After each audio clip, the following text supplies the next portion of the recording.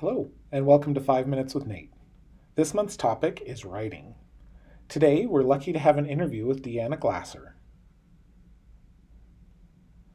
She's the principal of the Elizabeth DeLong School of the Deaf in Springville, Utah. Deanna has many years of experience teaching English, supporting and helping students with their reading and writing, and she has a passion for writing. She's been involved with the research for the SIWI, the Strategic Interactive Writing Instruction. Enjoy the interview. Hello, I'm here to share 5 minutes with Nate about the writing process tips. I'm Deanna Glasser. I'm director of EDS in Springville, and Emily Longshore has kindly agreed to interpret for me today. I want to talk about the collaborative writing process and give you some tips. I suggest you teach all of the writing process and grammar structures through children's experiences. So for today, I'm going to talk about an experience story that you could do with your class for a variety of ages. First, you want to talk about your audience. So for example, if you're going to write about a trip to the aquarium, you may want to say, we want to write a little paper or a newsletter or for our parents or for the preschoolers who are going to be going in a few days about our experience to prepare them. So have some type of audience for your writing.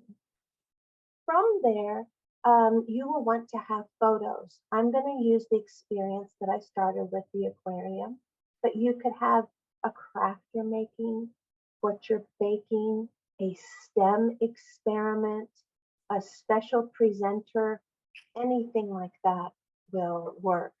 So for our example, if you go to the aquarium, take a picture of the whole thing and the whole process.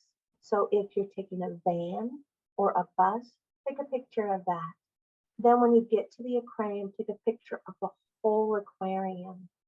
You may want to later add a Google map of where it is or how far you drove, depending on the children's age.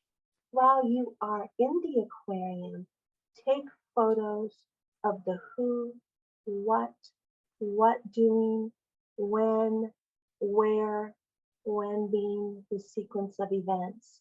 You can take your phone and you can directly upload them to a document that you created on a Google Drive. You can have a Google Drive app, or you can upload those photos later very easily to a Google Drive document. You don't have to do a fancy slide. You can just present those pictures from your Google Drive on your smartboard. So when you're getting ready to write, you've established your audience, you are going to start the planning process.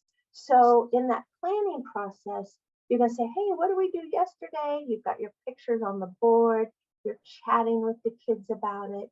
Then you will transfer what you chatted about on your language board or a huge piece of paper, and you'll write, maybe say, where did we go? And you may write the aquarium. I tend to color code, so I would probably write that in red, then use other colors for what they did based on the visual needs of your students. So they're going to feed you information. You're going to draw illustrations. You're going to refer to that picture. So they're transferring that print to the picture. And then you're going to write that. That's one session, maybe two. The next step, you're going to organize it.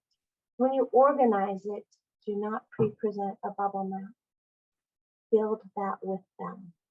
So take your topic from the top. What do we do? What are we writing about? We're writing about the aquarium. Put that bubble in the middle. Again, I use red or whatever signifying color that I always do for topic, which I later will use the same color for a topic sentence. Then you create the organization. So they may say, looking at their language board, they may talk about animals. So you've got your topic. You may draw your line to another bubble, but they're saying names of different fish or water animals. So you're going to write those and I say, what are those? Those are animals. Water animals, you may want to separate that to fish versus mammals, but you'll decide that together and add those together in those categories. Maybe you went to lunch, so you'll have a bubble lunch. Where did you eat? What did you eat? And they're all contributing to that part of the presentation. After you finish it, you'll take your topic sentence and you'll want to together collaborate to write full ideas, a subject and a predicate. If it's your topic sentence, you may add in that sentence. And then from your bubble map, you will take the subcategory and create a sentence from that, each one, to build your paragraph. And then you'll end perhaps with a feeling. Did you enjoy it? Are you eager to go again? Those different things to have closing. But you've written that together. And then you publish it. Publishing could be in a newsletter or a presentation to another grade for a purpose. From that, when you teach grammar, use that experience. So as you're writing those sentences, help them. Was that past tense? Did we already do that? While you're building that. So content first, grammar, help them edit it, and then present it. Let me know if you want to talk more about it. Thank you all so much.